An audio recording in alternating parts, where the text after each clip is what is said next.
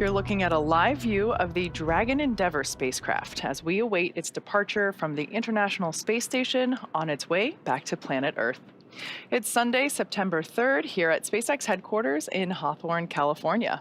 We expect Dragon to push away from the space station at 4:05 a.m. Pacific, 7:05 a.m. Eastern, with our Crew 6 astronauts, including NASA's Steve Bowen and Woody Hoburg, United Arab Emirates astronaut Sultan Alneyadi, and Roscosmos cosmonaut Andrey Fedyaev. The crew is currently suited up and in the Dragon, and the station hatches are sealed and in preparation for departure. Thanks for tuning in to watch live coverage of Dragon completing its 6th official long-duration mission for NASA's Commercial Crew Program. For those of you following along, you'll know that the Crew 7 crew arrived just last week, and they will be taking over for Crew 6, who is now headed home. My name is Kate Tice, Senior Quality Systems Engineering Manager here at SpaceX. Joining me today from NASA Communications is Gary Jordan. Hey. Welcome. Hey, Kate, great to be here. Thanks. Once Dragon departs the station, the crew's flight home is expected to last around 17 hours. Shortly after separation, Dragon will use its Draco engines to thrust away from the station in a series of carefully choreographed maneuvers, up to 5 departure burns, to increase the distance between the spacecraft and the space station. Dragon will also execute a phasing burn to lower its orbit and line the spacecraft up with its landing location. Next on its trip home is deorbit, entry and landing, which covers all operations after the final departure maneuver. Once the undocking sequence is complete, Dragon will use its Draco engines to thrust away from the station in a series of 5 departure burns, which are carefully choreographed maneuvers that will increase the distance between the spacecraft and the space station. From there, a phasing burn will place Dragon on a trajectory back to Earth. Wrapping up its trip home, Dragon will go through deorbit, entry, and landing, which covers all operations after that final departure maneuver. That includes trunk separation, a deorbit burn, closure of the nose cone, deployment of the drogue and main parachutes, and finally, splashdown off the Florida coast, at which point our teams will recover the Crew 6 astronauts inside Dragon from the water.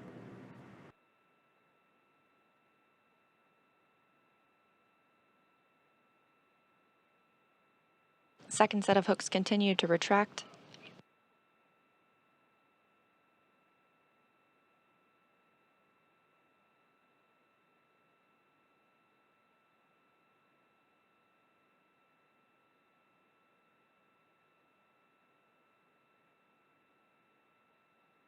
Standing by for undock burns 1 and 2.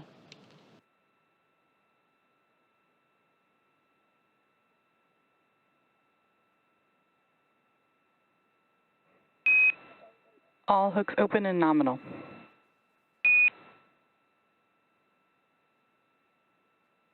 Copy, see the same.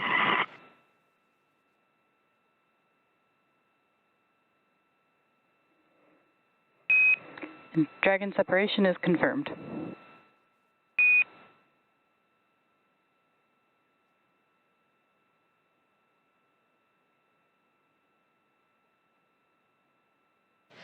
At 6:05 a.m. Central Time, and after 184 days on the International Space Station, Dragon has departed the orbiting laboratory, traveling 256 statute miles over the Pacific Ocean.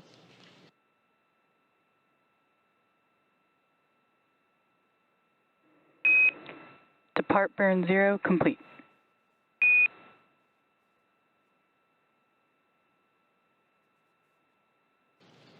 We saw the 2 successful undock burns, 1 and 2, again, both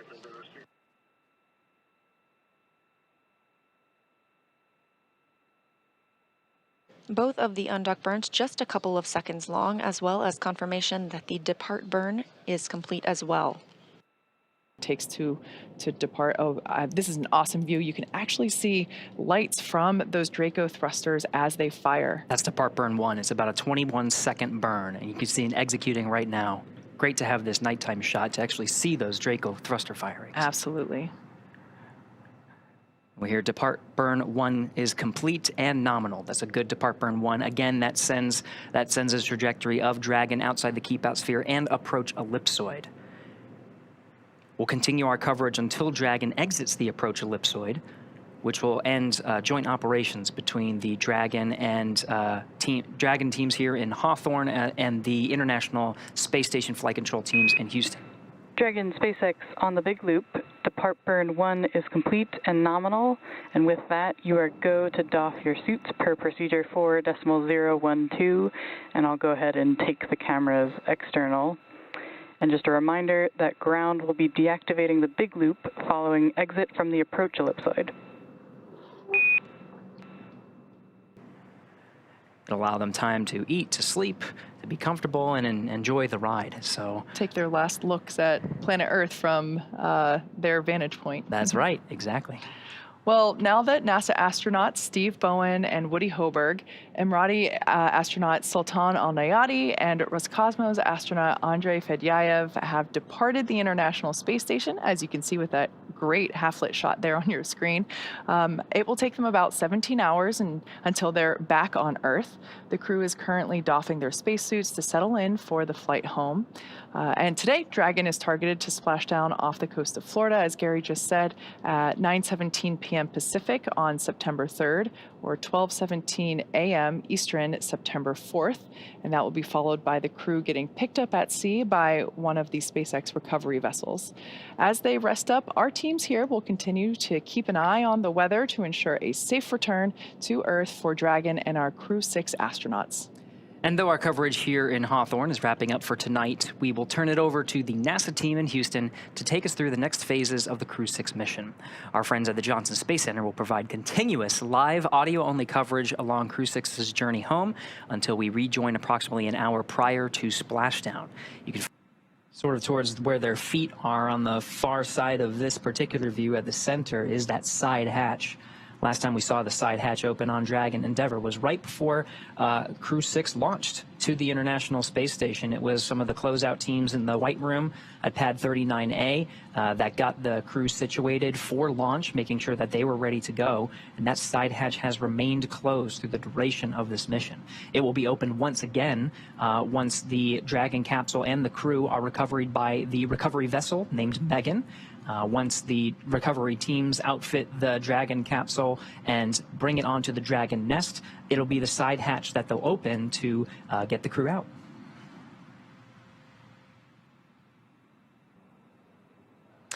So a quick recap: within the last 10 minutes, Dragon jettisoned its trunk and initiated the deorbit burn.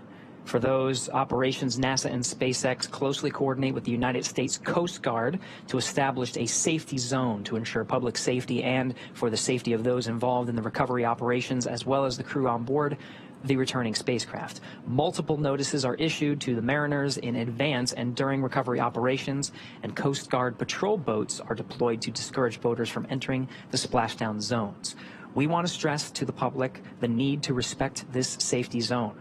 Recovering a spacecraft from the water is a hazardous operation, and any other boats interfering increases the risk to the astronauts in the capsule, the teams working to recover them from the water, and the safety of those that come too close.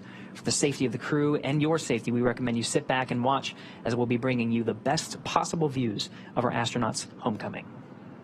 The only exception to that, of course, is if you live in Central Florida and you want to look outside through the window or head out into your front or backyard, you should definitely be able to witness Dragon capsules streaking across the night sky. It'll be super bright. Absolutely.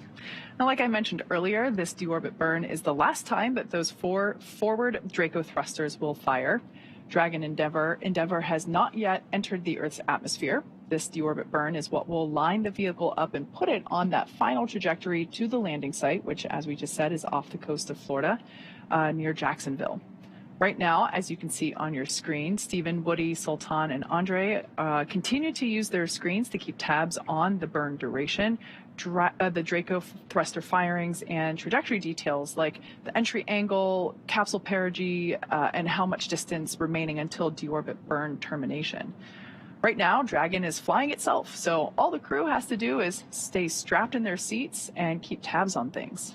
Great view there of being able to see exactly what the crew can see with respect to those Draco thrusters firing. Now, with Stephen, Woody, Sultan, and Andrey ready to deorbit and splash down back on planet Earth, they'll be heading to one of 7 targeted sites supported by SpaceX and NASA. All of these sites are located off the coast of Florida, either in the Gulf of Mexico or the Atlantic Ocean. Spreading the supported sites across multiple locations helps us maximize the return opportunities for this mission and future crews, lowering the chance that we'll have to wave off due to bad weather. Yesterday, NASA and SpaceX jointly selected the primary splashdown location of Jacksonville, Florida. This selection process works with a lot of different variables, including the space station's orbital trajectory, what landing sites are available and have favorable weather, how much free flight capability Dragon has for the trip home, and the sleep schedule for the returning crew members. We'll start with calculating daily return options based off of the space station's current orbit and Dragon's capabilities to maneuver and line up for re-entry. The time from undock to landing at the primary site can vary from less than 6 hours to more than 39. Getting home the quickest comes with some obvious benefits, but we always want to make sure that the crew are properly rested for dynamic operations, preventing us from scheduling 20-plus hour days for them. Trajectory and ballistics experts provide the daily opportunities that would line up Dragon with the 7 landing zones and split them into what we call ascending and descending opportunities. Dragon uses its Draco thrusters after leaving the station to execute a series of altitude-lowering maneuvers and to line up with the selected primary site. It can also change to different alternate sites while in free flight if sudden weather moves in that we need to avoid. And weather is something we're constantly looking at, making the final call to proceed about 2.5 hours before the crew undocks. For the Crew 6 return, we looked at a number of weather items. Some of the obvious ones are no rain or chance of lightning in the recovery zone, both for the safety of the crew inside the capsule and the recovery teams on the water. We're also looking for wind speeds less than 15 feet per second or about 10 miles an hour and relatively calm seas so we can safely execute recovery operations, which includes landing a helicopter on the recovery ship to fly Steve, Woody, Sultan, and Andrey back to Florida. Once Dragon began flying free today, we had a number of additional checkpoints to either proceed towards the primary landing site, head to an alternate, or select a new zone based on real-time weather data. These checks happened all the way up until we're in the final hours before the deorbit burn, which is underway now, and is the last burn to the trip home and commits Dragon and the capsule and the crew to re-entering the Earth's atmosphere. This is a great graphic indicating the trajectory.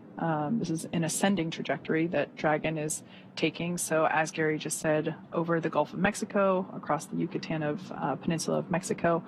So if you're tuning in from Central Florida, head outside right now, look up, because this looks like our first live view from the WB-57. That's right. This is a high altitude aircraft that has thermal imaging, so we're able to get some of those views of the Dragon vehicle in the middle of its entry interface. Again, we're about 4 minutes in. We have a tally-ho on the vehicle from the WB-57. And actually maybe about 5 minutes in at this point. So maybe a little bit more than 2 minutes. Again, there's some variation in the predicted 7-minute time period. It's not exact. We might hear a little early, a little later. So as we were saying, if you're in Central Florida, head outside right now. You should be able to see this glowing streak cross over as we are targeting. There's that streak I was just mentioning. That's a live view, not thermal. This is heading towards the Atlantic coast of near Jacksonville, Florida. So a beautiful view, very such a striking visual that we have for these nighttime splashdowns. Recovery teams are in position off the coast of Jacksonville, Florida. And we are still targeting our expected splashdown time of 9:17 p.m. Pacific, 12:17 a.m. Eastern. We only have about a minute and some change of this blackout period anticipated. And again, there's some variation on when we can hear from the crew. So what you're seeing on your... Dragon, SpaceX, comm check. So at this point, we're going to hear SpaceX Core begin to hail. As Gary said, this blackout period is estimated. So we're now beginning to reach out to the crew to see if we've regained that communications capability. Dragon, SpaceX, comm check. What you're seeing on your screen now is a live view of the thermal cam on the WB-57.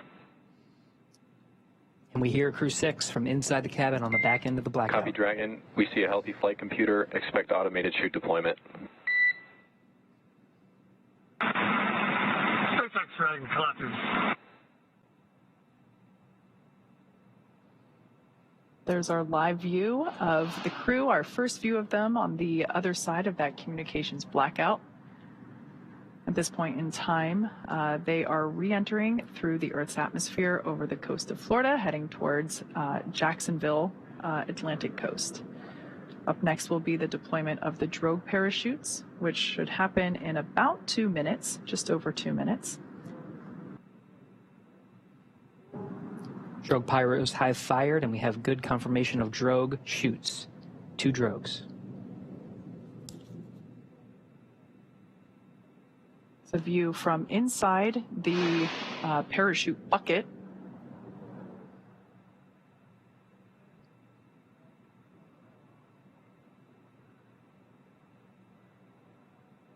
Dragon Endeavour continuing its slow descent. There we can see splashdown on screen. Those parachutes are then cut and released.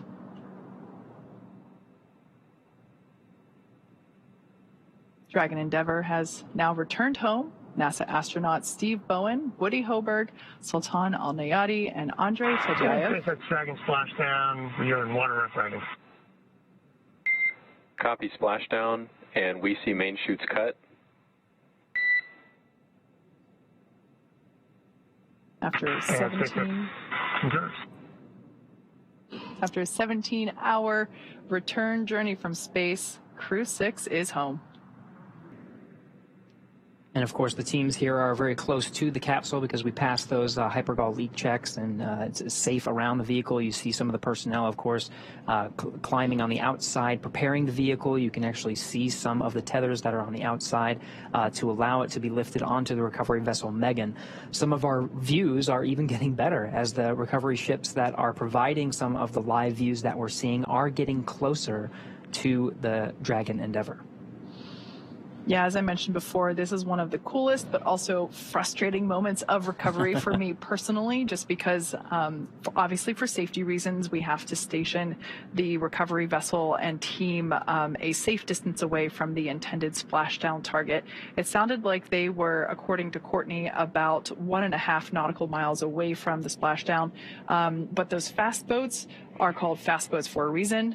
The primary recovery vessel, Megan, is not a fast boat, so it does take about 30 minutes for it to reach the capsule, essentially. So it's great because we see the views get closer and closer slowly, but just because I love to see the action as soon as possible, I wish it was a little bit closer, but that's just me. We mentioned a couple of times the recovery team's familiarity with these operations and able to move a little bit quicker. They prepped the crew for about 5 minutes of capsule lift. That happened in just a couple of minutes. And it looks like we are starting to see the capsule be lifted out of the water. We can now start to see the heat shield.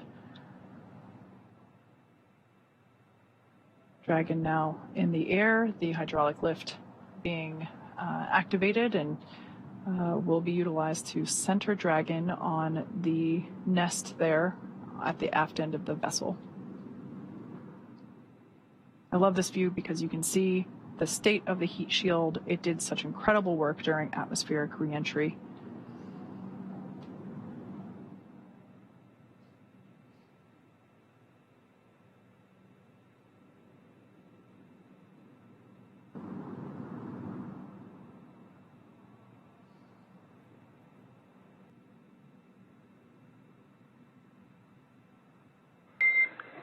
Dragon, I'm noticing the cabin lights are off. I'm wondering if you had them off specifically for re-entry. SpaceX Dragon, we did, and you turned them on us. We were enjoying the nice calm lighting. What do you turn it back on again? We're enjoying the lighting. We have to see what's going on outside this way. No worries on the lighting. Fine with the lights off. I imagine your re-entry was pretty amazing. Side hatch opening should be any minute now, and I think that's about it for me working with you all tonight. It's great to see you back. Steve, Woody, Sultan, Andre, happy to have you back home safe. And we're happy to be back, and we look forward to catching up with you again real soon. Take care. Side hatch, if we get these views from the inside, we'll also be able to alternate from the outside, is now open. You see the recovery team is open and waving to the crew. First humans that the Crew 6 has seen on the ground in 6 months.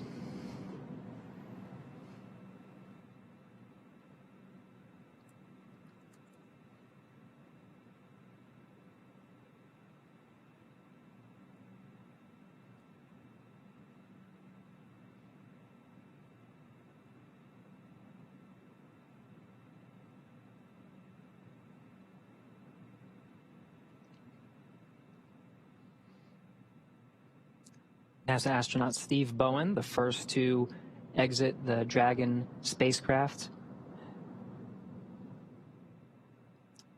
I think I see a big smile on his face. Helped up by the recovery teams.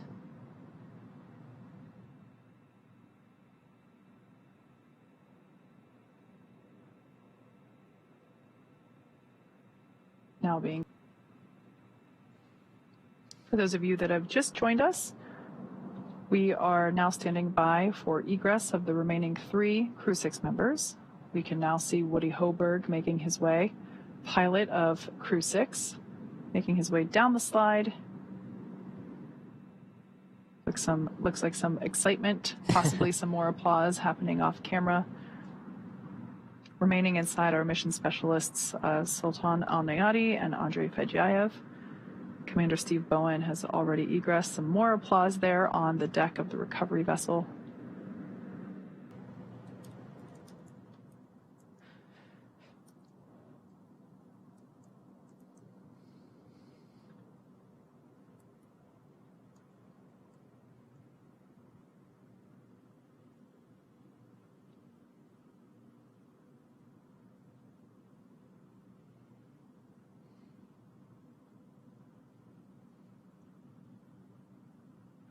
There's Roscosmos cosmonaut Andrey Fedyaev being assisted by the recovery teams onto the rolling chair. He'll also be